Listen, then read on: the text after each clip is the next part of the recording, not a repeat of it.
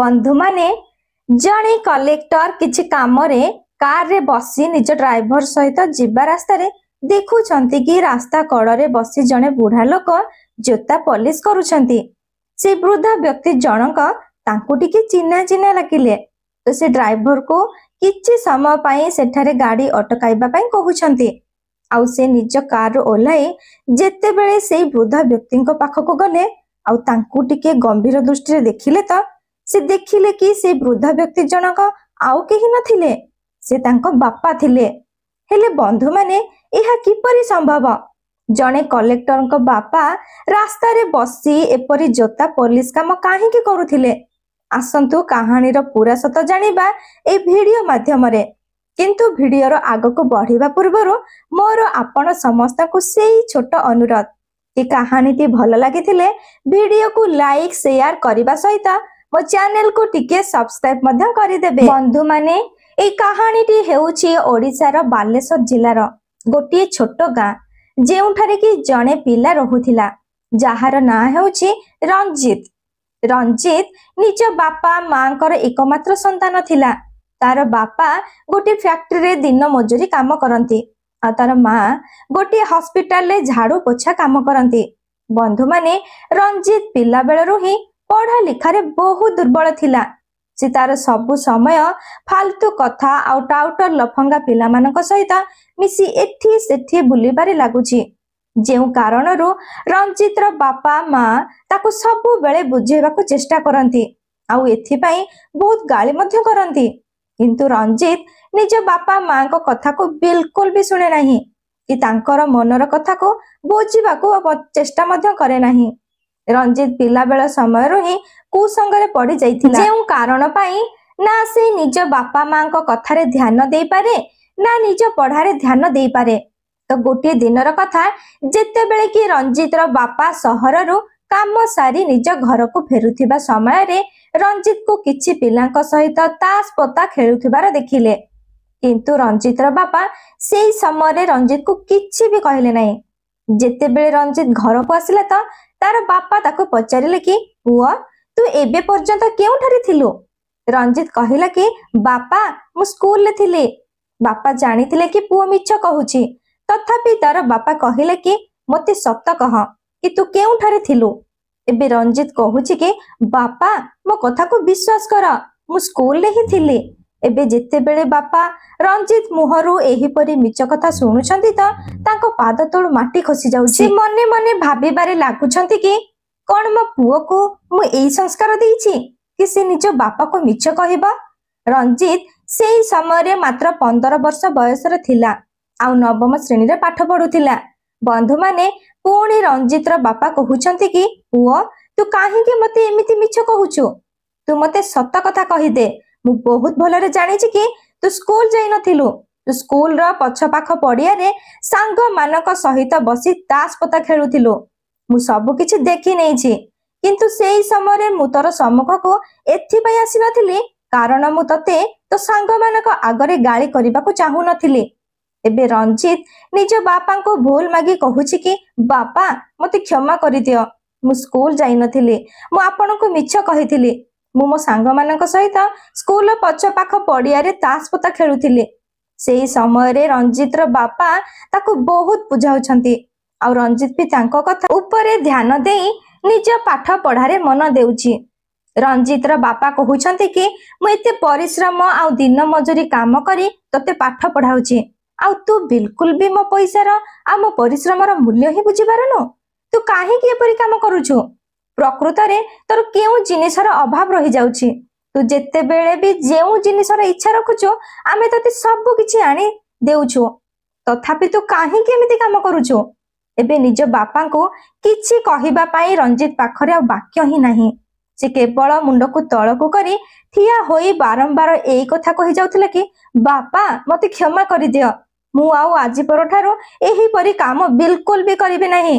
किछि दिन अतिक्रम करिबा परे रंजीत पुणी थरे से मैदान रे पाद धोउछि आ पुणी थरे से तास पता खेली निज बापा देइथिबा स्कूल पैसा सब को उड़े देउछि। आउ जेते बेले रंजीत रो बापांको पाखो को स्कूल फीस पाई नोटिस आसुछि त रंजीत रो बापा एकदम चमकी जाउछंती ଆଉ ମନେ ମନେ ଭାବିବାରେ ଲାଗୁଛନ୍ତି कि ମୁଁ ତ ଏବେ ସ୍କୁଲ ରେ ପଇସା ରଞ୍ଜିତ को ଦେଇଥିଲି, ପୁଣି ରଞ୍ଜିତ ସେଇ ସବୁ ପଇସା को କେଉଁଠାରେ ଖର୍ଚ୍ଚ କରିଦେଇଛି। ଯେତେବେଳେ ରଞ୍ଜିତ ସ୍କୁଲରୁ ଘରକୁ ଫେରୁଛି ତ ତାର ବାପା ତାକୁ ପଚାରୁଛନ୍ତି कि ପୁଅ, ମୁଁ ତତେ ଯେଉଁ ସ୍କୁଲ ଫିସ୍ର ପଇସା ଦେଇଥିଲି ତୁ ସେଇ ସବୁ ପଇସାକୁ କେଉଁ କାମରେ ଖର୍ଚ୍ଚ କରିଛୁ। ତ ଏବେ ରଞ୍ଜିତ ପୁଣି ଥରେ ମିଛ କହୁଛି ଆଉ କହୁଛି कि ବାପା, ମୁଁ ତ ସେଇ ସବୁ ପଇସାକୁ ସ୍କୁଲ ଫିସ୍ରେ ଜମା କରିଦେଇଛି, ଏବେ ମୋ ପାଖରେ ଗୋଟିଏ ବି ଟଙ୍କା ନାହିଁ। ତ ଏବେ ବାପା କହୁଛନ୍ତି कि ତୁ ଯଦି ସ୍କୁଲର ପଇସା ସବୁକୁ ଜମା କରିଦେଇଛୁ ତ ସ୍କୁଲରୁ କାହିଁକି ମୋ ପାଖକୁ ଫିସ୍ ଜମା କରିବାର ନୋଟିସ୍ ଆସିଛି। ବାପା, ଆପଣଙ୍କ ପାଖକୁ ବୋଧହୁଏ ଭୁଲରେ ନୋଟିସ୍ ଚାଲି ଆସିଥିବ। ତ ପରଦିନ ରଞ୍ଜିତର ବାପା ସ୍କୁଲକୁ ଯାଇ ସ୍କୁଲର ପ୍ରଧାନାଚାର୍ଯ୍ୟଙ୍କ ସହିତ କଥାବାର୍ତ୍ତା ହେଉଛନ୍ତି। ଆଉ ସ୍କୁଲର ପ୍ରଧାନାଚାର୍ଯ୍ୟ କହୁଛନ୍ତି कि ମୋତେ ତ ରଞ୍ଜିତ କିଛି ବି ସ୍କୁଲର ଫିସ୍ ଆଣିକି ଦେଇନି, ଆଉ ରଞ୍ଜିତ ପାଖାପାଖି ଗୋଟିଏ ସପ୍ତାହ ହେବ ସ୍କୁଲକୁ ଆସୁନି। ଏବେ ରଞ୍ଜିତର ବାପାଙ୍କ ମୁଣ୍ଡ ଘୁରେଇ ଦେଉଛି कि ପ୍ରକୃତରେ ରଞ୍ଜିତ କରୁଛି କ'ଣ, ଆଉ ସେ କ'ଣ କରିବାକୁ ଚାହୁଁଛି। ପରଦିନ ଯେତେବେଳେ ରଞ୍ଜିତ ସ୍କୁଲ ଯିବା ପାଇଁ ବାହାରୁଛି ତ ତାର ବାପା ଲୁଚି ଲୁଚି ତାର ପିଛା କରୁଛନ୍ତି ଆଉ ଦେଖୁଛନ୍ତି कि ରଞ୍ଜିତ କେଉଁଆଡେ ଯାଉଛି। ସେ ଦେଖିଲେ कि ରଞ୍ଜିତ ସେଇ ମଇଦାନକୁ ଯାଉଛି ଆଉ ତାସ ପତା ଖେଳିବାରେ ଲାଗୁଛି। ସେ ସେଇ ମଇଦାନରୁ ତାର ହାତକୁ ଧରି ଟାଣି ଟାଣି ଆଣୁଛନ୍ତି ଆଉ ଘରେ ବହୁତ ମାଡ଼ ମାରୁଛନ୍ତି ଆଉ ରଞ୍ଜିତକୁ ବୁଝାଉଛନ୍ତି कि ପ୍ରକୃତରେ ତୁ ଏ ସବୁ କାମ କାହିଁକି କରୁଛୁ, ଏ କାମ ସବୁକୁ ଛାଡି ଦଉନୁ କାହିଁକି। ତାପରେ ରଞ୍ଜିତ କହୁଛି कि ମୋର ଏ ସବୁ ଅଭ୍ୟାସ ହୋଇଯାଇଛି ଆଉ ଏଇ ସବୁ ଅଭ୍ୟାସକୁ ମୁଁ ଛାଡି ପାରିବି ନାହିଁ। ଏବେ ରଞ୍ଜିତର ବାପାଙ୍କର ରାଗରେ ଆଖି ସବୁ ଲାଲ ଲାଲ ହୋଇଯାଉଛି ଆଉ ସେ ରାଗି ଯାଇ ରଞ୍ଜିତକୁ ଧକ୍କା ମାରି ଘରୁ ବାହାର କରିଦେଉଛନ୍ତି ଆଉ କହିଦେଉଛନ୍ତି कि ଆଜି ପରଠାରୁ ଯଦି ତୁ କେବେ ବି ଏ ଘରେ ପାଦ ଧୋଇଥିବୁ ତ ମୋର ମଲା ମୁହଁ ଦେଖିବୁ। ଆଜି ପରଠାରୁ ତୁ କେବେ ବି ଏ ଘରେ ପାଦ ଧୋଇବୁ ନାହିଁ। ରଞ୍ଜିତର ମା ଏବେ କହୁଛନ୍ତି कि ତୁମେ ଏ ସବୁ କ'ଣ କହିଯାଉଛ। ଯାହା ହେଲେ ବି ସେ ଆମର ଏକମାତ୍ର ସନ୍ତାନ, ଆମର ବାର୍ଦ୍ଧକ୍ୟ ସମୟରେ ଇଏ ହେଉଛି ଏକମାତ୍ର ସାହାରା, ଆଉ ୟାକୁ ତୁମେ ଘରୁ ବାହାରି ଯିବା ପାଇଁ କହୁଛ। ଏବେ ରଞ୍ଜିତର ବାପା କହୁଛନ୍ତି कि ମୋର ଏହିପରି ପୁଅର ବିଲକୁଲ ବି ଆବଶ୍ୟକ ନାହିଁ, ଯିଏକି ନିଜ ବାପା ମାଙ୍କର ପଇସାର ଖରାପ ବ୍ୟବହାର କରୁଛି, ନିଜ ବାପା ମାଙ୍କର ସ୍ୱପ୍ନ ଆଉ ଇଚ୍ଛାକୁ ଭାଙ୍ଗି ଦେଉଛି। ରଞ୍ଜିତ ନିଜ ବାପା ମା ଦୁଇ ଜଣଙ୍କୁ ବହୁତ କ୍ଷମା ମାଗୁଛି, ତଥାପି ରଞ୍ଜିତର ବାପା ପୁଅକୁ ବିଲକୁଲ ବି କ୍ଷମା କରୁନାହାନ୍ତି। ରଞ୍ଜିତ ନିଜ ଦ୍ୱାରା ଉଠାଇଥିବା ଭୁଲ ପଦକ୍ଷେପ ପାଇଁ ସବୁ ଦିନ ପାଇଁ ଘରୁ ବାହାରି ଯାଉଛି ଆଉ ଅନ୍ୟ ଏକ ସହରରେ ଯାଇ ରହୁଛି। ଆଉ ଏବେ ତ ରଞ୍ଜିତ ମାତ୍ର 15 ବର୍ଷ ବୟସର ଥିଲା ଆଉ ଏବେ ସେ ଆସି କଟକ ସହରର ଗୋଟିଏ ଅନାଥ ଆଶ୍ରମରେ ରହିବାରେ ଲାଗୁଛି।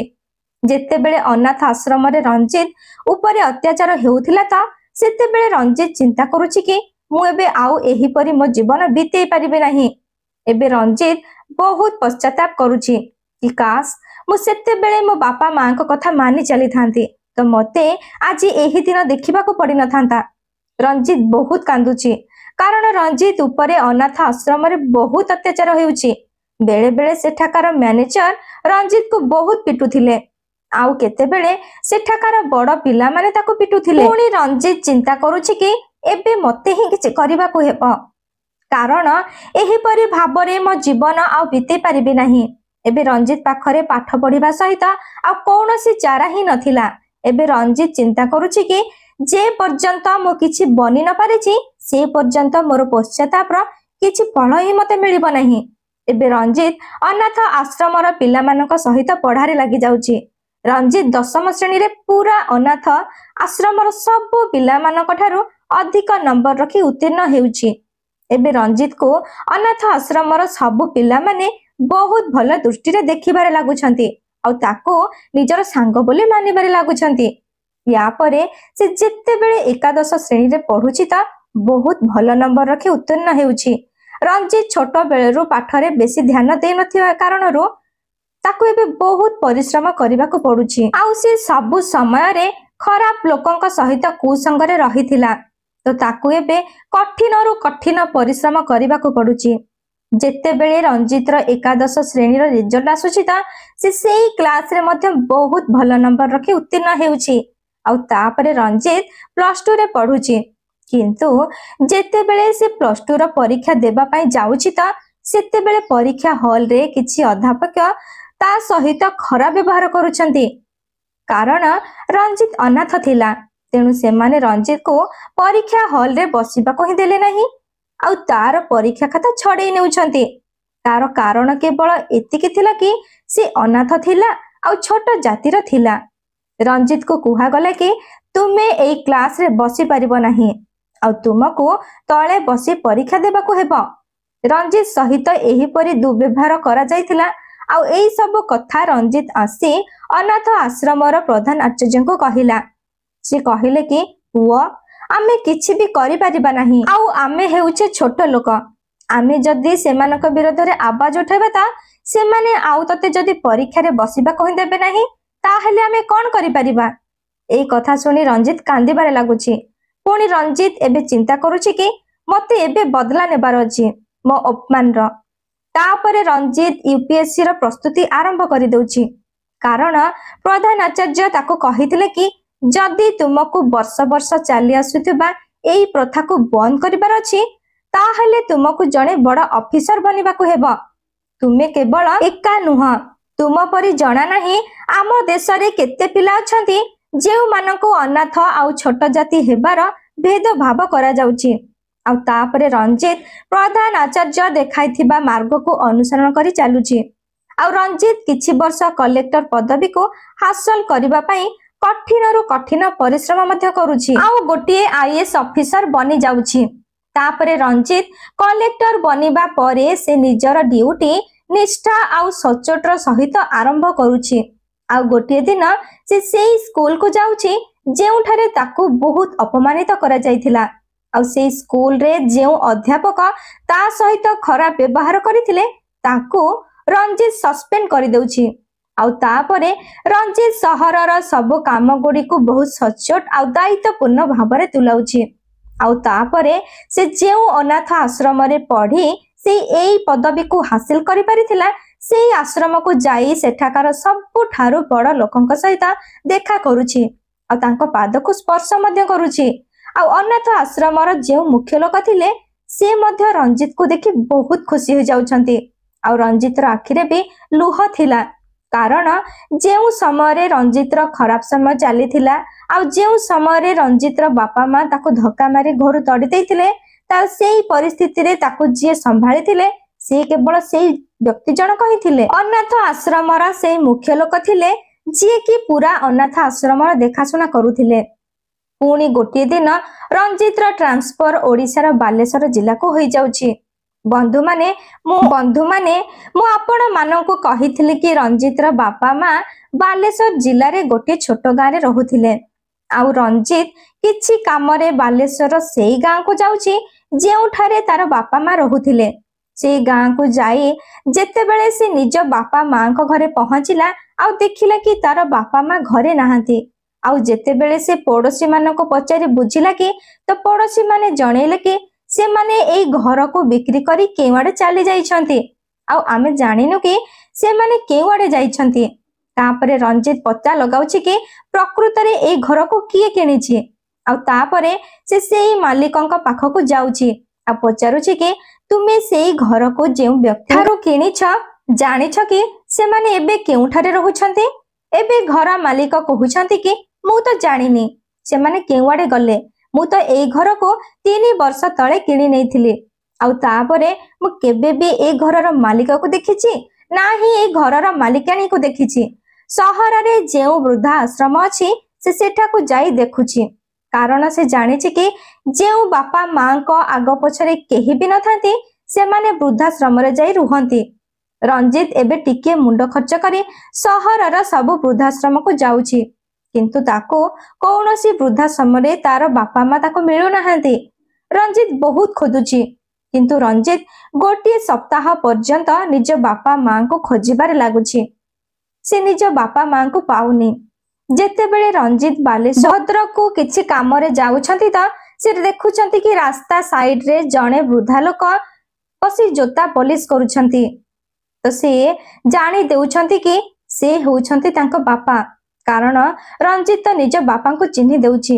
ଆଉ ସେ ନିଜ ଡ୍ରାଇଭରକୁ କହୁଛି କି ଡ୍ରାଇଭର 2 ମିନିଟ ପାଇଁ ଗାଡିକୁ ଅଟକାଅ, मुई सांगे सांगे आसुची आ रंजीत जेतेबेले जाउची आ तांको कहूची कि मते चिन्हि पारुछ तो रंजीत रो बापा कहिले कि किए तुमे मु तुमको जानी पारुनी तुमे एठारु कोन नेबा पई आसीछ सेतेबेले रंजीत कहूची कि बापा मु तमर से अयोग्य पुओ जहाको तुमे घरु धक्का मारी तड़ी देथिला।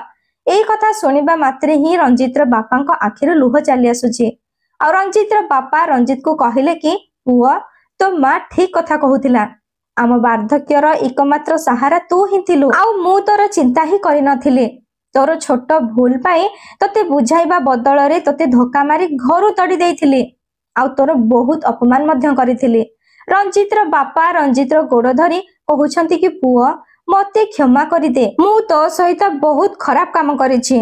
रंजीत निज बापा को उठाई कुंढाई पकाउछि आ कहूछि कि बापा मते क्षमा करि दियो मु तम कथा किछि सुनि नथिली आपण मते बहुत बुझिया पई चेष्टा करिबा सहित ठीक रास्तार मार्ग मध्य देखाइछंती किंतु मु आपणक कथा को खातिर न करी आपणक परिश्रमर अपमान करिथिली आपणक झाळ बुहा परिश्रमर पैसा को खराब रास्ता रे उड़ाइछि।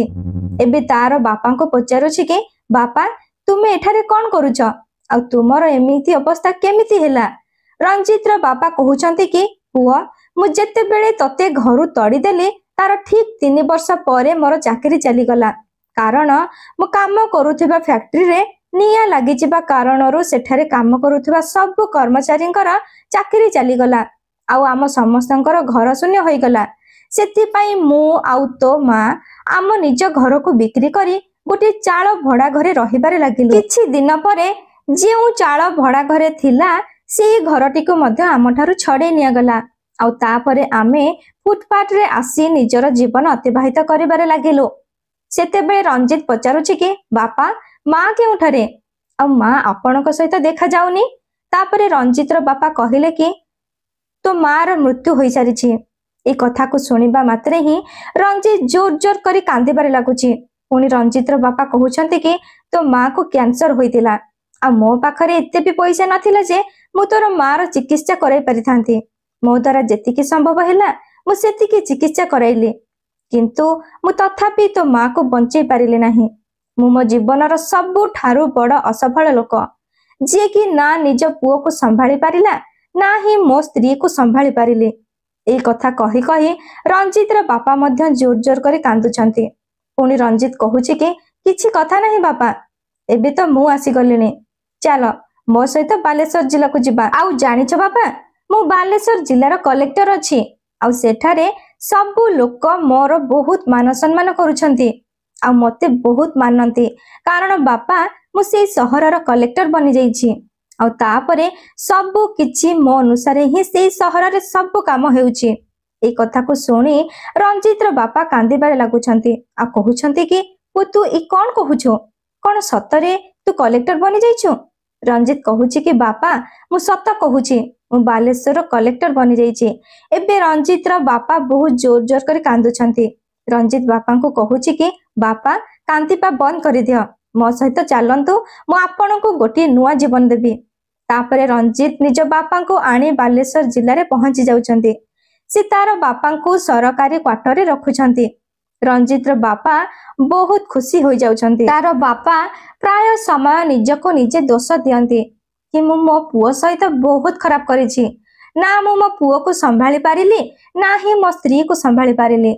एई कथा कही बापा बारंबार निज को निजे गाली देउथिले। तापरे रंजीत कहिला कि बास बापा आउ नुहे एहा जरूरी नुहे कि जेउ जिनिसर पछरे आमे दौड़ंती सेई जिनिसटी हमको मिल जाए। बेले बेले तो आमे जेउ जिनिस पछरे न दौड़ी थांती आम भाग्य हमको दे दे थाए। सेही परी मु केबे भी भाबी नथिले कि मु जने कलेक्टर बनि पारिबी बोली किंतु आज देखंतो बापा मु गोटे अयोग्य छुआ जे कि निज बापा मांकर कथा केबे भी मानि नथिला कि सम्मान मध्य देई नथिला। आज देखंतो मु केउ स्थान रे अछि बापा मु एबे बहुत खुशी अछि कारण मु आपन को पाई सारिछि एबे मु सब किछि पाई सारिछि एबे मोर आउ किछि दरकार नाही। एहा कही पुणी थरे रंजीत निज बापा को कोंढाई धरुछि। रंजीत रो बापा रंजीत सहित हस खुशी रे रहुछंती। किछि दिन परे रंजीत रो बापा रंजीत पाई गोटे भल झियो खोजी रंजीत रो बाहागर करै देउछंती ଆଉ 3 ଜଣ ଏବେ ବହୁତ ହସ ଖୁସିରେ ରହୁଛନ୍ତି। ତ ବନ୍ଧୁ ମାନେ ये थिला आमर आजिर कहानी। कहानीटी आपण समस्तको केमिति लागिला आ कहानी विषय रे आपण मानकर मतामत कोन कमेंट करी मते निश्चय जणाइबे। आ कहानीटी पसंद आसीथिले वीडियोटी को लाइक शेयर करबा सहित मो चैनल को टिके सब्सक्राइब मध्य करि देबे। वर्तमान पई मु रहुची आपण मानक सहित पुणी देखा हेबो एही परी आउ एक सुंदर कहानी माध्यम रे।